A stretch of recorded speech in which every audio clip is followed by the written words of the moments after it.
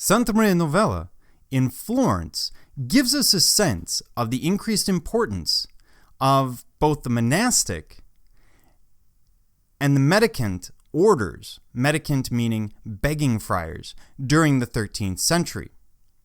And we see the construction of two of the largest churches in Florence, Santa Croce, built by the Franciscans, and this example, Santa Maria Novella, built by the Dominicans. Now, Santa Maria Novella was commissioned around 1246, and the size of the church illustrates the size of the congregation these orders frequently attracted. This is a floor plan of the church, and what I want to do here is walk you through a little bit of the vocabulary. In the center of one of these churches, where you typically would see the congregation, we have the nave. At the center of the church, where the transept arms meet the nave and the choir, is the crossing. This is typically where you would find the altar. The space behind the altar is typically referred to as the choir. The space between the columns and the wall is referred to as the aisle. Don't worry about the sacristies and the chapels right now, although chapels will be something that we're going to see in a number of different churches. These are typically sold off to families. They would own them. They would use them for funeral services. Sometimes the guilds would use them, depending on what period and geography we're dealing with or where we're working.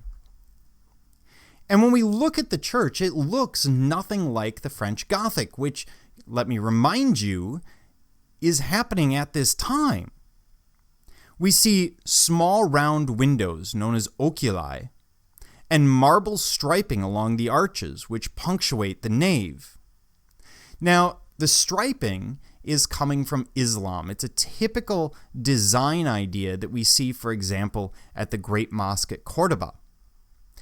The use of small round windows or even other small windows is really a Romanesque idea.